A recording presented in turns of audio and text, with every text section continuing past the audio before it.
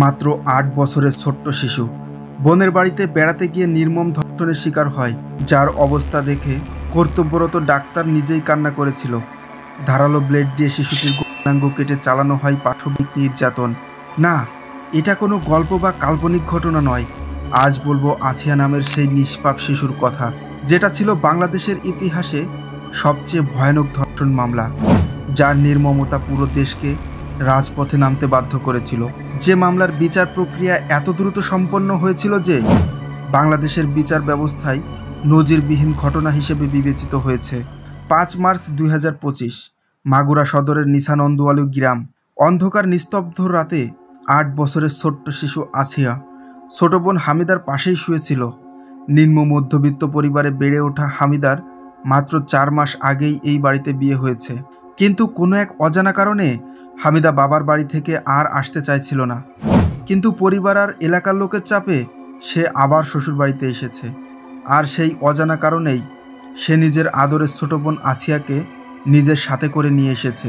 কিন্তু সে স্বপ্নেও ভাবতে পারেনি এই ছোট্ট একটা ভুল তার পুরো জীবনটাকেই তছনছ করে দিতে চলেছে।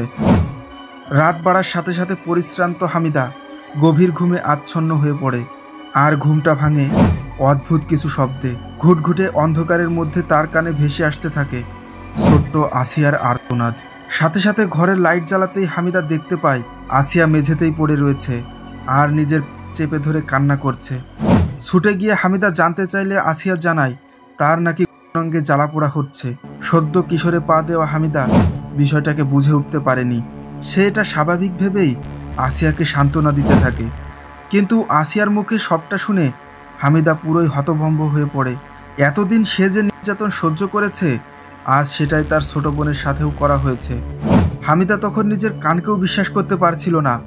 আর এই অবস্থাতে সে কি করবে সেটার কোনো ধারণাও ছিল না তার। তাই মায়ের কাছে কল করতে যাবে, ঠিক তখনই তার ঘরে প্রবেশ করে হামিদার শাশুড়ি জবেদা বেগম আর তার সাথে হামিদার স্বামী সজীব শেখ। সজীবকে দেখেই হামিদা নিজের মনে কিছুটা সাহস পায়। কিন্তু যখনই কিছু বলতে যাবে তখনই সজীবও নিজের মায়ের সাথে মিলে হামিদাকে মারধর করতে থাকে। হামিদার মোবাইল কেড়ে নিয়ে তাকে ভয় দেখিয়ে বলে হামিদা যদি এ বিষয়ে কাউকে কিছু বলে তাহলে তারা ছোট্ট আসিয়াকে প্রাণে মেরে ফেলবে। আদরের ছোট বোনকে বাঁচাতে হামিদা আর কোনো প্রতিবাদ করে না। এবার দুই বোনকে দুই ঘরে বন্দি করা হয়। আর ধীরে ধীরে আসিয়ার অবস্থা আরও খারাপ হতে থাকে। সে যন্ত্রণায় চিৎকার করতে থাকে, যেটা শুনে হামিদা আর চুপ করে থাকতে পারেনি। হামিদা চিৎকার করে তার বোনকে বাঁচানোর জন্য বলতে থাকে, যে চিৎকার শুনে পাশের বাড়ি থেকে প্রতিবেশীরা ছুটে এসেছিল। আর প্রতিবেশীরা এসেই দরজা ধাক্কাতে শুরু করে। এবার বাধ্য হয়ে শাশুড়ি জবেদা খুলে দেয় দরজা। সাথে সাথে প্রতিবেশীরা ছোট্ট আসিয়াকে ফ্লোরে পড়ে থাকতে দেখতে পায়। এরই মধ্যে ভোরের আলো ফুটে গিয়েছে আর যন্ত্রণায় আসিয়া সেন্সলেস হয়ে পড়েছে। জবেদা তখন প্রতিবেশীদের তোপের মুখে পড়ে ছোট্ট আসিয়াকে মাগুরা জেনারেল হাসপাতালে নিয়ে যায়। আর ডক্টর জিজ্ঞেস করায় আসিয়াকে জিনে ধরেছে বলে জানায়, যেটা প্রতিবেশীরা বিশ্বাস করলেও কর্তব্যরত ডাক্তার কোনোভাবেই বিশ্বাস করে না। আর প্রাথমিকভাবে দেখেই ডক্টররা বুঝে ফেলেন আসিয়ার সাথে খুব খারাপ কিছু করা হয়েছে। তাই হাসপাতাল থেকে বিষয়টি থানায় জানানো হয়। যেটা বুঝতে পেরে জবেদা বেগম আসিয়াকে হাসপাতালে ফেলেই পালিয়ে যান। কিন্তু প্রশ্ন থেকেই যায়, কে করলো এমন জঘন্য কাজ? খবর পেয়ে আসিয়ার মা হাসপাতালে ছুটে আসে। কর্তব্যরত ডাক্তার আসিয়ার মুমূর্ষু দেহ দেখে ভয়ে আঁতকে ওঠেন। গৌণাঙ্গে অনেক বেশি রক্তক্ষরণ হয়েছে দেখে স্পষ্টই বোঝা যাচ্ছে ভয়ানকভাবে ধর্ষণ করা হয়েছে আসিয়াকে। এমনকি গোপনে ধারালো ব্লেড দিয়ে আঘাতের চিহ্ন স্পষ্ট বোঝা যাচ্ছে। কিছু কিছু রিপোর্টে জানা যায় ধর্ষক নিজের সুবিধার জন্য ব্লেড দিয়ে কেটে এমন ক্ষত তৈরি করেছেন। সেই সাথে তার পেটে ও বুকে রক্ত আঁচড়ের চিহ্ন স্পষ্ট বোঝা যাচ্ছে। শুধু এটাই না, ধর্ষণের পর আসিয়ার শ্বাসরোধ করে তাকে মারার চেষ্টাও করা হয়েছে। তার মানে কি এটা প্রিপ্ল্যান্ড মার্ডার? কিন্তু কেন? তবে কি আসিয়া কোনো অপরাধের সাক্ষী হতে চলেছিল? মুহূর্তের মধ্যেই খবর মিডিয়ার কাছে পৌঁছে যায়। আর প্রত্যেকটা টিভি চ্যানেল এবং পত্রিকাতে আসিয়ার ব্যাপারে ধারাবাহিক রিপোর্টিং করা হয়। এরপর থেকেই বেরিয়ে আসতে থাকে চাঞ্চল্যকর সব তথ্য, যেটা শুনলে গা শিউরে ওঠে। যেটা জানার আগে একটি রিকোয়েস্ট, ভিডিওটি এখনও দেখছো তার মানে গল্পটি তোমার ভালোই লাগছে। তাই অনুরোধ করব ভিডিওতে একটি লাইক করে চ্যানেলটি সাবস্ক্রাইব করার। জানি সেটা অবশ্যই তুমি করে দেবে। অভাবের সংসারে বাবা রিক্সা চালিয়ে হামিদা আর আসিয়াকে বড় করেছেন, কিন্তু কয়েক বছর আগে থেকেই তাদের বাবার মানসিক রোগ দেখা দিতে থাকে। ফলে অবশিষ্ট 2টা গরু বিক্রির টাকা আর আত্মীয়দের সহযোগিতা নিয়ে চিকিৎসা করানো হয় হামিদার বাবার, কিন্তু তাতেও কোনো পরিবর্তন হয় না। ধীরে ধীরে তার বাবার অবস্থা আরও খারাপ হতে থাকে। এদিকে সংসারের হাল ধরার মতো আর কেউ না থাকায় মা আয়েশা বেগম অন্যের বাড়িতে কাজ করে দুমুঠো খাবার জোগাচ্ছিলেন, কিন্তু 4 জনের সংসার এই অল্প আয়ে কোনোভাবেই চালানো সম্ভব না। তাই বাধ্য হয়ে 14 বছর বয়সেই হামিদাকে বিয়ে দেওয়ার সিদ্ধান্ত নেওয়া হয়। আর তাই পারিবারিকভাবে ডিসেম্বর 2025-এ হিটু শেখের ছেলে সজীব শেখের সাথে হামিদার বিয়ে হয়। সজীব নিজের বাবার সাথেই রাজমিস্ত্রির কাজ করত, তাই আর্থিক অবস্থা হামিদার পরিবারের থেকে অনেকটাই ভালো ছিল। বিয়ের আগে সব কিছু ভালো জানলেও বিয়ের পর হামিদা জানতে পারে তার শ্বশুর হিটু শেখের চরিত্র খুব একটা ভালো না। একাধিক নারীর সাথে আচরণ করেছেন তিনি, যে বিষয়টির জন্য অনেকবার লাঞ্ছিতও করা হয়েছে তাদের পরিবারকে। আর বেশ কিছুদিন পর থেকেই হামিদার সাথেও অশালীন আচরণ করতে থাকে তার শ্বশুর হিটু শেখ, যেটা হামিদা নিজের স্বামীকে জানালেও সজীব উল্টো হামিদাকেই বিভিন্ন খারাপ কথা শোনাতে থাকে। তাই আস্তে আস্তে হামিদা বিষয়টাকে মেনে নিতে থাকে, কিন্তু সেই দিনই তার সহ্যের সীমা পার হয়ে যায়, যেদিন সন্ধ্যায় বাড়িতে এসে একা ছিল। সে নিজের ঘরের আলো জ্বেলে ওয়াশরুমে যায়, কিন্তু ওয়াশরুম থেকে বেরিয়ে দেখতে পায় পুরো বাড়ির আলোই বন্ধ করা হয়েছে। তাই ভয়ে ভয়ে ঘরের দিকে এগোতে থাকে হামিদা। আর ঠিক উঠানে পৌঁছাতেই পেছন থেকে কেউ একজন তাকে চেপে ধরে আর হামিদার উপরে জবরদস্তি চালাতে থাকে। অন্ধকারে হামিদা শরীরের গঠন এবং আকার দেখে বুঝতে পারে এটা আর কেউ না, বরং তার শ্বশুর হিটু শেখ। পরবর্তীতে বিষয়টি সজীবকে জানালে সজীব বিষয়টিতে কোনো গুরুত্ব দেয় না, বরং উল্টো হামিদার উপরেই রাগ দেখাতে থাকে। আর এই কারণেই হামিদা শ্বশুর বাড়ি থেকে বাবার বাড়িতে চলে আসে আর সিদ্ধান্ত নেয় সে আর কখনোই স্বামীর বাড়িতে ফিরবে না।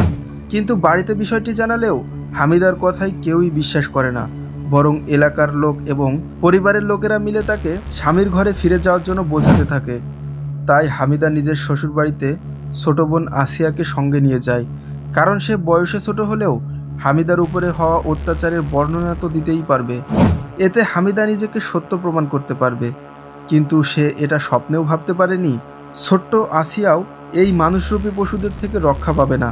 কিছু কিছু রিপোর্টে জানা যায় হিটু শেখ সহ হামিদার দেবর রাতুলও মাঝে মধ্যেই হামিদার উপরে এমন নির্মম অত্যাচার করত, যেটা মাত্র 14 বছরের হামিদা কোনোভাবে মেনে নিতে পারত না।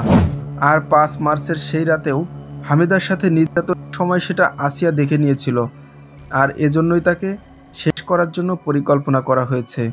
যদিও এই বিষয়ে কোনো তথ্য আদালতে পেশ করা হয়নি, তাই এটির কোনো প্রমাণও নেই। কিন্তু সে রাতে আসিয়ার সাথে কি হয়েছিল, নিজ মুখে আসিয়া কি বলেছিল তার বোন হামিদাকে, জানার আগে অবশ্যই চ্যানেলটি সাবস্ক্রাইব করার অনুরোধ করছি, কারণ যুগ উপযোগী শিক্ষা এখন সময়ের দাবি, যেটা শুধুমাত্র আমরাই খুঁজে বের করি। আসিয়া আর্তনাদ করতে করতে বলেছিল তাকে তার তাওই অর্থাৎ হিটু শেখ পাশের ঘরে নিয়ে গিয়েছিল এবং জবরদস্তি তার উপর অত্যাচার চালিয়েছে। আর এই কাজে তার দুলাভাই সজীব নিজের বাবাকে সহযোগিতা করেছে। এরপর 6 মার্চ হাসপাতালে চিকিৎসাধীন আসিয়ার অবস্থা আরও খারাপ হতে থাকে, তাই আসিয়াকে ফরিদপুর জেনারেল হাসপাতালে রেফার করা হয়। এর মধ্যেই যে খবরটা পুরো দেশে ছড়িয়ে পড়ে, খুলনা বিশ্ববিদ্যালয় সহ মাগুরা এবং ঢাকার বিভিন্ন জায়গায় আসিয়ার বিচারের দাবিতে আন্দোলন শুরু হয়।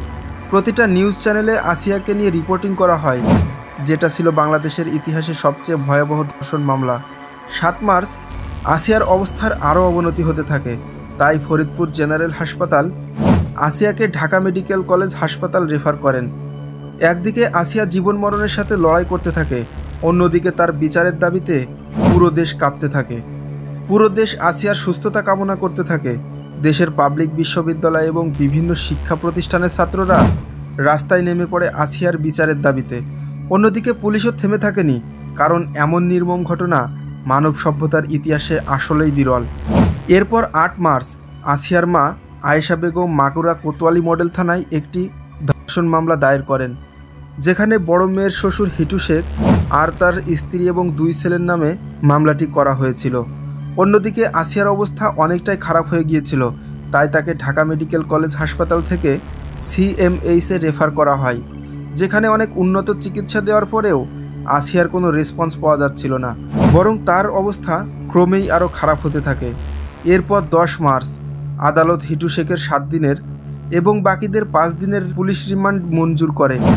থানায় চলতে থাকে সত্য অনুসন্ধানের অভিযান, আর হাসপাতালে চলতে থাকে নিঃশ্বাসের লড়াই। আসিয়ার সাথে সাথে ডাক্তারেরাও আপ্রাণ চেষ্টা করছিল তাকে রিকভার করানোর জন্য, কিন্তু এক পর্যায়ে 13 মার্চ দুপুর ঠিক 1টার সময় আসিয়া দুনিয়ার মায়া ত্যাগ করে পরলোক গমন করে। সাথে সাথে পুরো দেশে শোকের ছায়া ঘনিয়ে আসে। এরপর বাংলাদেশ সেনাবাহিনীর হেলিকপ্টারে করে গ্রামের বাড়িতে নিয়ে আসা হয় আসিয়াকে। ঢাকা, চট্টগ্রাম, রংপুর, খুলনা এছাড়াও সারা দেশে আসিয়ার নামে গায়েবানা জানাজা পালন করে সাধারণ মানুষ। সেই সাথে ছাত্র, শ্রমিক, দিনমজুর সহ সকল শ্রেণী পেশার লোক ক্ষোভে ফেটে পড়ে, কারণ এটা আর শুধু আসিয়ার ধর্ষণ মামলা নয়, বরং পুরো জাতির ধর্ষণ মামলা। আসিয়ার মর্মান্তিক মৃত্যু শুধু একটি পরিবার নয়, বরং সমগ্র বাংলাদেশকে নাড়িয়ে দিয়েছিল। তার মৃত্যু একটি শিশুর মৃত্যুর চেয়ে অনেক বেশি হয়ে দাঁড়িয়েছিল। এটি সমাজ ব্যবস্থার ন্যায় বিচারের এবং মানবিকতার প্রশ্নবোধক চিহ্ন হয়ে দাঁড়িয়েছিল। 13 এপ্রিল পুলিশ চার্জশিট দায়ের করে, আর 23 এপ্রিল অভিযোগ গঠনের মাধ্যমে শুরু হয় বিচারিক কার্যক্রম। এরপর 29 জন সাক্ষীর জবানবন্দি, প্রতিটি অশ্রুসিক্ত কণ্ঠ আদালত কাঁপিয়ে তোলে। যদিও হিটু শেখ আর তার পরিবার আসিয়ার বোন হামিদাকে এই ঘটনার জন্য দায়ী করার চেষ্টা করেছিল, কিন্তু বিচার করেছিল সেদিন বাংলার জনগণ। আর ঠিক 17 মে, মাত্র 65 দিনের মাথায় এই মামলার রায় ঘোষণা করেন ট্রাইব্যুনাল। হিটু শেখের মৃত্যুদণ্ড। দেশের ইতিহাসে এটি হয়ে ওঠে দ্রুততম একটি ধর্ষণ ও হত্যা মামলার বিচার। আসিয়া শুধু একটি শিশু ধর্ষণ ও হত্যার গল্প নয়, এটি আমাদের সমাজের আয়না। এই ঘটনা প্রমাণ করেছে ন্যায় বিচার পেতে হলে শুধু আইন নয়, প্রয়োজন জনসচেতনতা, প্রতিবাদ এবং একসাথে রুখে দাঁড়ানোর। আসিয়া আর কখনোই ফিরে আসবে না, কিন্তু তার জন্য গর্জে ওঠা এই দেশ প্রমাণ করে দিয়েছে অপরাধী যতই ক্ষমতাবান হোক, ন্যায় বিচারকে থামানো যায় না। আসুন আমরা সবাই মিলে এক নতুন বাংলাদেশ গড়ি, যেখানে আর কোনো আসিয়াকে তার শৈশব হারাতে হবে না।